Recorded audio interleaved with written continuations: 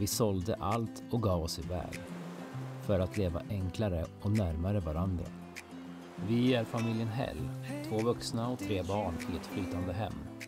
För 1 år sedan lämnade vi Sverige och flyttade in på en segelbåt.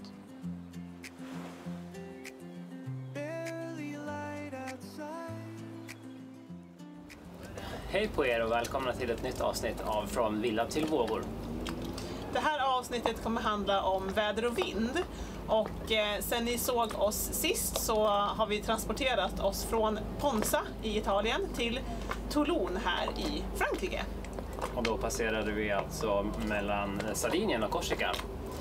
Ja, och det var ju en erfarenhet. Ja, absolut. Med en väderleksprognos på 15 knop kanske, ungefär. 10-15 knop. Så fick vi istället 20-30 då. Knop. Så 15 meter per sekund ungefär i byarna. Och det är ganska hårt. Så är man oförberedd på det och bara litar blint på väderleksprognosen så kan det bli lite tokigt, speciellt här i Medelhavet. Ja, och det har hänt oss på flera tillfällen, inte bara där, så att det stämmer.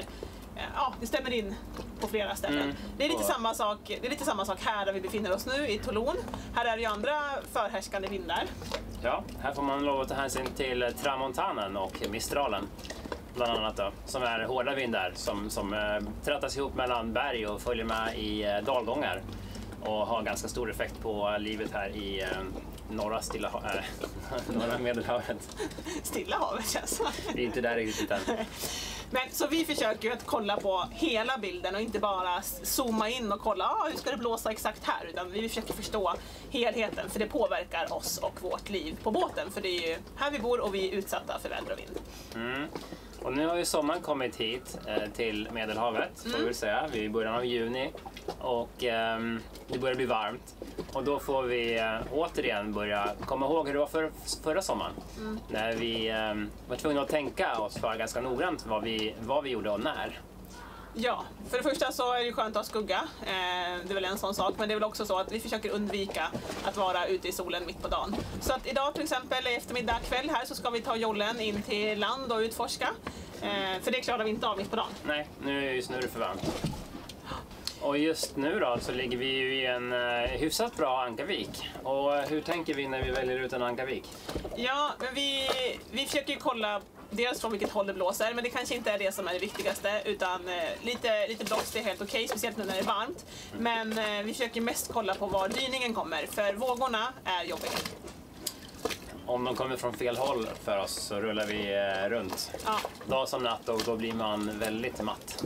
Ja, så i natt hade vi lite kämpigt, även vi har haft det senaste dygnet. Så vi ska ut med ett akterankare, för det är ju en av lösningarna som vi har kommit på då.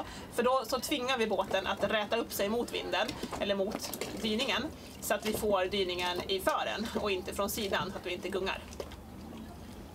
Men en annan sak för ankring är ju att när vi släpper ner ankaret så kollar vi alltid att vi håller. För det är också en sån skön sak att veta att vi kommer inte dragga, eller att vi har i alla fall gjort allt vi kan för att försöka säkerställa att vi inte draggar. Det är inte alla som gör det, har vi märkt. Och det är inte varje gång det tar heller. Ibland lägger sig ankaret lite konstigt, ibland landar man på sjögräs och får inte grepp. Men när vi sitter för motorn, när vi backar fullt på det, så då sitter vi också när det blåser styrkuling ute. Ja. Men det gör inte alla andra båtarna, har vi märkt. Nej. Så många båtar, kanske speciellt charterbåtar, men de kastar i sitt ankare, rullar ut den kättingens-mängden som man ska ha, och sen hoppar de i jollen och åker in till stan och gör alla grejer som är roliga. Och vi har ju sett på nära håll båtar som draggar både in i oss, så att vi får liksom stå och skrika på dem, och båtar som faktiskt draggar in i klippor. Och det är inte kul. Nej, verkligen inte. Nej. Så att man, även fast man sitter själv, så måste man ändå vara på vakt och vara på båten när det blåser hårt, så att man kollar så ingen annan hamnar i stäven på en. Precis. Vi försöker alltid förbereda oss för att det kan blåsa hårt lite när som. Som nu har vi jollen i här bakom oss, men innan vi går och lägger oss så hissar vi upp jollen och upp med alla suppar, att vi är förberedda på att vi kanske behöver ge oss iväg när vi minst anar det. Så det är väl också en sån säkerhetsåtgärd som vi har tagit till, för att vi vet att det kan gå snabbt. Och just här i Medelhavet med massor med höga berg överallt, så kanske man inte alltid ser, som i Sverige, ett åskmoln på himlen, utan det kan helt plötsligt börja blåsa 20 meter per sekund från ingenstans.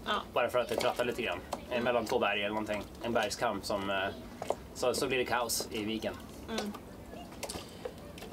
Ja, det var väl det vi tänkte prata om idag, men hoppas att ni vill hänga med till nästa avsnitt. För vad handlar det om? Då ska vi prata om hur vi gör med våra seglingssträckor, distanserna, långa och korta. Ja, och hur vi lägger upp det så att det ska passa barnen. Så hoppas att ni vill hänga med då. Lägger vi upp det så det ska passa barnen? Ja, vem vet. Ja. Hej då! Hej då! Hey, did you hear the alarm just rang?